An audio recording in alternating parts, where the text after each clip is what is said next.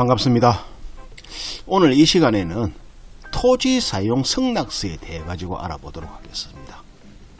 토지 사용 승낙서 때문에 아주 낭패를 보는 일이 많이 벌어지는데, 이 시간에는 토지 사용 승낙서를 어떻게 적어야 되는지, 또는 토지 사용 승낙서로 인해 가지고 낭패를 보는 일이 없도록 상세하게 설명해 드리도록 하겠습니다.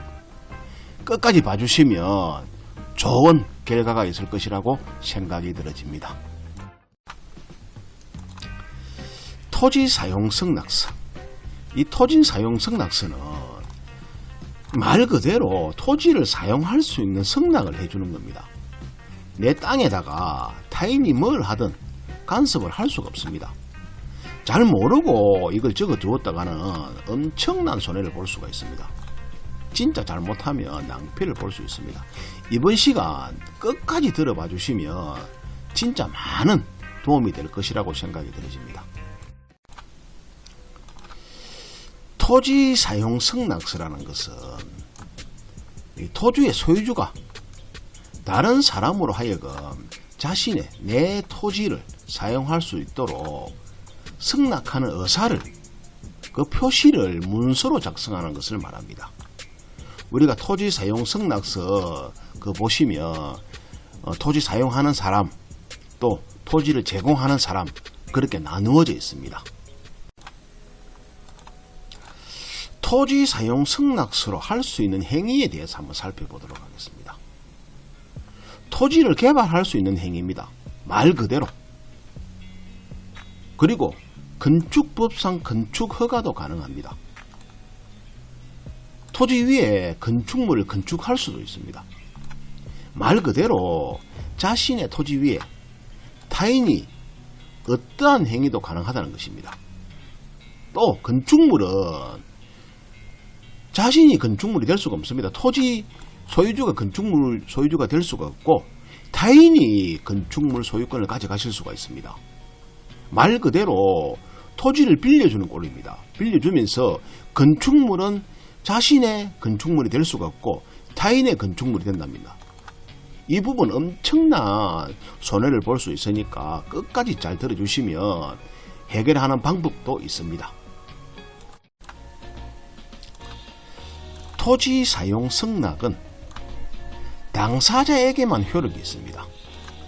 당사자 외에 제3자에게는 효력이 없습니다. 이 말이 뭐냐 하면, 현행법상 우리가 등기부 등본에는 우리 전세권이나 지상권이나 이런 거 설정할 수가 있는데, 토지 사용 승낙은 현행법상 그것을 등록할 수가 없습니다. 당사자에게 효력이 있다는 것은 내가 토지 사용 승낙을 해준 그 당사자에게만 효력이 있습니다. 만약에 내가 건축을 하려고 이 땅을 도로로 사용을 해야 하는데, 도로 사용하기 위해서는 토지 사용 승낙이 필요할 때에 그 사람에게 토지 사용 승낙을 돈을 조금 받고 해줬을 경우에는 그 사람에게는 효력이 있지만도 제3자에게는 효력이 없다는 것입니다. 그 집이나 그 땅을 팔고 나갔을 경우에는 그 효력은 다시 사라지고, 다시 산 사람이 현 토지주에게 토지 사용 승낙서를 받아야만이 그 도로나 그 길을 사용할 수가 있다는 것입니다. 토지 사용 승낙을 해 주었다가 힘든 일을 겪는 경우를 한번 살펴보도록 하겠습니다. 건축업자들은 계약금을 치른 후에 토지 사용 승낙서를 받아서 건축하는 행위가 많습니다. 뭐냐 하면, 건축업자들은 토지 사용 승낙서를 받아가지고 건축을 하고 대출을 받고 준공까지 하는 그런 행위가 아주 많습니다. 토지 사용 승낙서로 건축을 할 때에 대출도 가능합니다. 물론 땅 소유자 앞으로 대출을 내는 것은 아니지만도 사용 동의서를 가지고 대출도 냅니다. 또 대부분 건축을 하고 이전을 하는 경우가 많지만도 건축을 하고 나서 완공을 못할 시에는 아주 낭패를 봅니다.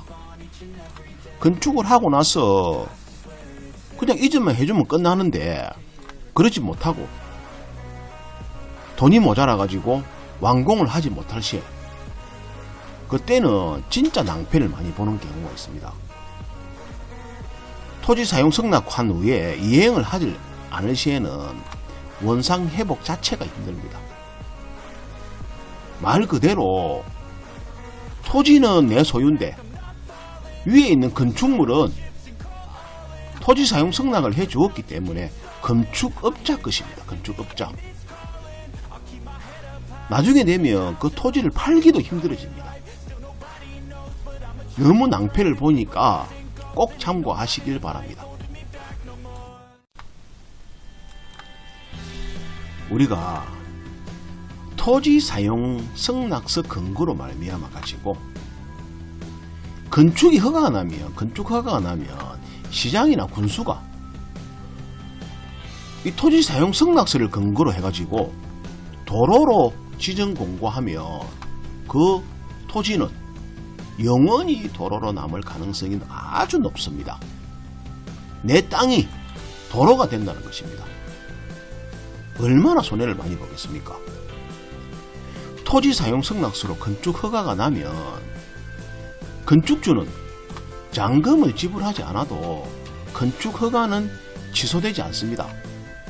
땅값을 환불하지 않아도 계약금만 넣고 토지 사용 승낙서를 받아가지고 건축을 하게 되면 땅값은 그대로 놔두더라도 건축 허가는 취소되지 않고 건축물은 건축한 사람의 소유가 되고 말 그대로 지상권은 건축한 사람, 토지는 땅 소유주. 얼마나 많은 손해를 보겠습니까? 그게 왜 그러냐 하면 토지 사용 승낙은 당사자 간의 문제입니다. 당사자 간의 문제고 건축 허가는 행정법상의 문제입니다. 그렇기 때문에 취소되기가 아주 힘든 그런 구조로 되어 있습니다. 또 토지 사용 승낙서를 작성한 후에 해당 토지에 건축업자가 부도가 나면 토지 대금을 받기가 힘듭니다. 우리가 토지 사용 승낙서를 계약금만 받고 토지 사용 승낙서를 적어주고 내가 건축을 해가지고 잔금을 지불하겠다 했을 경우에 부도가 안 나고 준공이 완벽하게 끝나면 토지 대금을 받을 수가 있겠지만도 부도가 나거나 또 다른 사유로 건축이 중지되면 토지 대금을 받기가 힘들어집니다. 또 지불을 안 하고, 왜냐하면 건축물이 사라지기 전까지는 그 건축물을 허물 수가 없기 때문에 이 건축물만 따로 매각할 수도 있습니다. 지상권으로 말미암아 가지고. 이런 경우에는 건축물이 없어지기 전에는 아무런 행위가 안 됩니다. 수목도 마찬가지입니다. 나무도 마찬가지입니다. 나무를 심었을 경우에 그 나무가 없어지기 전까지는 자연으로 죽든가 안 그러면 불이 나서 다 없어지든가 하기 전에는 수목도 마찬가지입니다. 다음 시간에는 이걸 해결할 수 있는 방법을 또 말씀드리도록 하겠습니다. 끝까지 들어주시면 해결할 수 있는 방법까지 나타나니까 꼭 끝까지 들어주시길 바랍니다. 지금까지는 토지 사용 승낙서의 문제점에 대해 가지고 설명해 드렸는데, 지금부터는 올바른 토지 사용 승낙서 작성법에 대해 가지고 말씀드리도록 하겠습니다. 문제점은 충분히 파악했을 거로 생각이 들어지고, 올바른 토지 사용 승낙서 작성법, 이거에 대해 가지고 말씀드리도록 하겠습니다. 첫째는 토지 사용 승낙을 포괄적으로 하지 않는 것입니다. 포괄적으로 하지 않는다는 뜻은 뭐냐 하면 그냥 토지 사용 승낙서 해가지고 인감 도장 탁탁 찍어주고 인감 증명 주는 게 아니라는 것입니다. 포괄적으로 작성하지 말고 꼼꼼하게 세부사항을 특약사항에 명시를 해야 됩니다. 꼭 특정 목적을 기입해야 된다. 예를 들어가면 이 토지는 토지 사용 승낙서는 사업 승인에 위한 목적이다, 또는 인허가로 인한 목적이다, 이 부분을 꼭 명시를 해야 됩니다. 꼭 명시를 해가지고 이 외에 다른 것은 허가하지 않는다고 적어야 됩니다. 그리고 특약사항에 적었을 때에 약정을 위반 시에는 승낙을 무효로 한다는 문구 작성과 함께 반드시 위반 시에는 위약금을 약정해야 됩니다. 위반 시에. 그리고 또 유효기간을 명시해야 됩니다. 한 달이면 한 달, 두 달이면 두 달.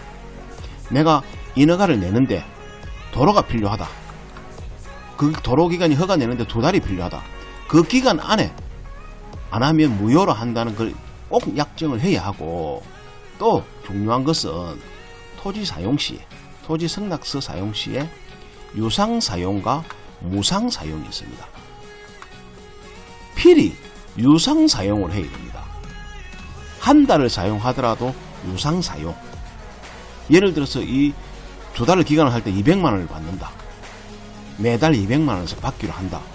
그러면 유상 사용을 했을 경우에는 200만 원씩 받아가지고 계속 받으면 되지만도 무상 사용 시에는 그냥 무상으로 제공하는 겁니다. 유상 사용 시에는 나중에 돈을 안 줄 경우에는 무효화할 수가 있습니다. 그러니까 한 달을 쓰든 두 달을 쓰든 금액을 좀 많이 부풀려 가지고 유상 사용으로 하는 게 좋습니다. 특히 꼭 특정 목적을 기입해야 됩니다. 도로 허가를 위해서 그 이 도로 부분, 예를 내 땅이 200평이다. 그러면 도로가 지나가는 부분이 끝으로 해가지고 이 부분이 도로가 지나간다. 이 부분 몇 평 정도 부분을 명시를 해야 됩니다. 요거는 사용할 수 없고 이 부분만 도로로 사용할 수 있는 허가를 내준다 하고, 나머지 잔금을 완료하고 나면 이 부분을 갖다가